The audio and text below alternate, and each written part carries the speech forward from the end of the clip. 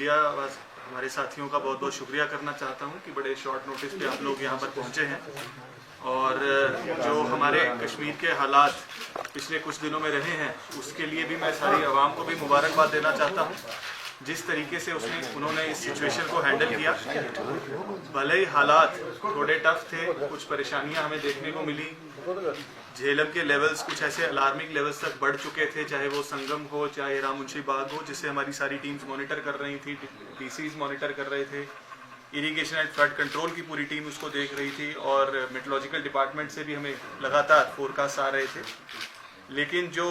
बीते कुछ दिनों में हमने समस्या को देखा तो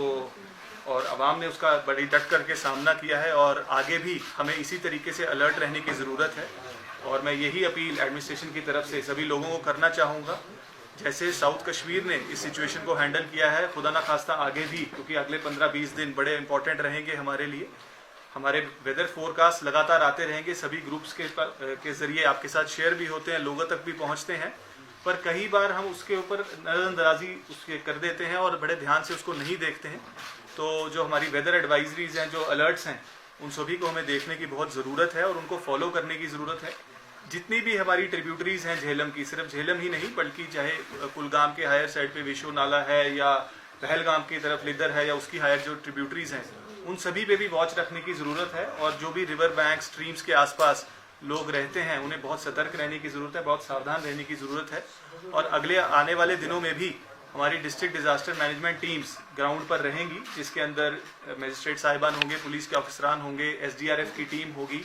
और इरिगेशन एंड फ्लड कंट्रोल की टीम तो होगी ही। तो ये भी जो इंटर डिपार्टमेंटल हमारी टीम्स कॉन्स्टिट्यूट हुई हैं, ये 24 घंटे राउंड द क्लॉक काम करती रहेंगी। और हमारे इसी तरीके से जो डिस्ट्रिक्ट के इमरजेंसी कंट्रोल रूम नंबर्स हैं या UT लेवल जो इमरजेंसी ऑपरेशन सेंटर जो हरिनिवास श्रीनगर से काम करता है, उनके नंबर्स भी सभी को वाइड स्प्रेड सर्कुलेट कर दिए गए हैं। और मैं आपसे भी अपील ये करूंगा कि सभी जगह पे, सभी इलाकों में, सभी गाँव में, दूर दराज के इलाकों में भी लोगों तक ये नंबर्स पहुँचें, ताकि उनको कभी किसी तरीके की ज़रूरत हो, कुछ मुश्किलात हो, तो वो हमें रीच आउट कर सके, ताकि हम भी उनकी समस्याओं को एड्रेस कर सकें। फिलहाल ये एक शॉर्ट टर्म अरेंजमेंट रहेगा अगले 15-20 एक महीने के लिए, जब तक जो है हालात या मानसून का जो सिस्टम है वो इम्प्रूव नहीं हो जाता है और रिसीड नहीं कर जाते हैं जो मानसून शावर्स हैं।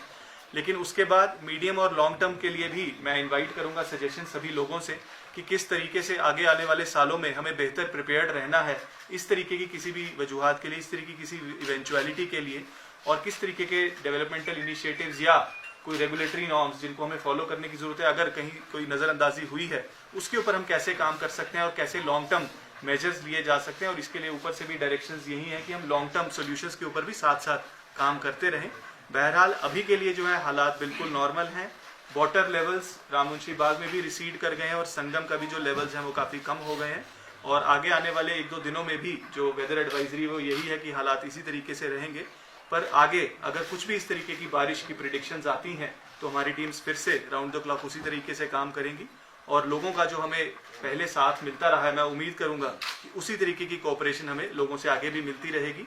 मैं अपनी सभी डिपार्टमेंटल टीम्स, हमारी irrigation flood control teams, police, SDRF और हमारी जो 15 कोर की आर्मी की टीम है, जिन्होंने भी पिछले 1-2 दिनों में बहुत अच्छा काम किया है, उनको भी मैं इस मौके पर बहुत बहुत मुबारकबाद देना चाहता हूँ।